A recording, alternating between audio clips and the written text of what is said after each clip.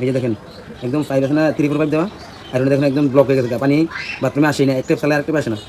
দেখেন কী অবস্থা আয়রন, এগুলো কিন্তু আমরা পরিষ্কার করতেছি। আর বিশেষ করে এই যে দিক থেকে যে বাথরুমের ভার্টিক্যাল লাইনটা আছে সম্পূর্ণ চেঞ্জ করে এখানে কিন্তু আপনার এই যে জিআই ফিটিংস ব্যবহার করছে। তো জিআই ফিটিংসগুলো কিন্তু আপনার আয়রনে একদম ব্লক হয়ে গেছে অনেকটা প্রায়। তো আমরা এগুলো চেঞ্জ করে কিন্তু আমরা এখন 1 ইঞ্চি এই যে 1 ইঞ্চি পাইপ দিক দিয়ে ভার্টিক্যাল লাইনটা দেবো, আপনার পিভিসি মাল দেবো, হ্যাঁ প্লাস্টিকের, আপনার আয়রন ধরবে না। আগে তো আপনার জিআই ছিল, জিআইগুলো আয়রন প্রচুর ধরে। তো এখন আমরা চেঞ্জ করে এই থ্রেড ফিটিংস ব্যবহার করবো আয়রন কম ধরার জন্য। আর আপনার পানির প্রেশার বেশি হওয়ার জন্য আগে ছিল 3 ফুট, এখন 1 ইঞ্চি দিচ্ছি। এই যে দেখেন কী অবস্থা একদম আয়রনে, হ্যাঁ এই 3, 4, 5 একদম হাফ ইঞ্চি। এই যে দেখেন এদিক দিয়ে দেখেন, দেখেন দেন ছোটো একটা পাইপ, হ্যাঁ ওই পাশ থেকে ওই পাশ দেখা যায় না, একদম আয়রনে কীভাবে আয়রনের খেলা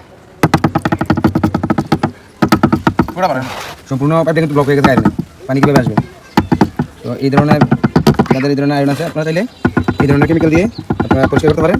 প্লাস আপনার যাদের ভার্টিক্যাল লাইন 1.5 ইঞ্চি না, যাদের ভার্টিক্যাল লাইন আপনার 3, 4 পাইপ দিয়ে ব্যবহার করা আছে তারা অবশ্যই চেঞ্জ করে অন্ততপক্ষে একটি বাথরুম হলে অন্ততপক্ষে 1 ইঞ্চি দেওয়ার চেষ্টা করবেন। আর যদি 1.5 ইঞ্চি, 6 ইঞ্চি, 2 ইঞ্চি দিতে পারেন তাহলে কোনো কথাই নেই, হ্যাঁ।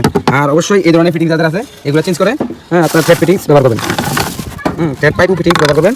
সেক্ষেত্রে আপনার আয়রন ধরার কোনো চান্স থাকবে না।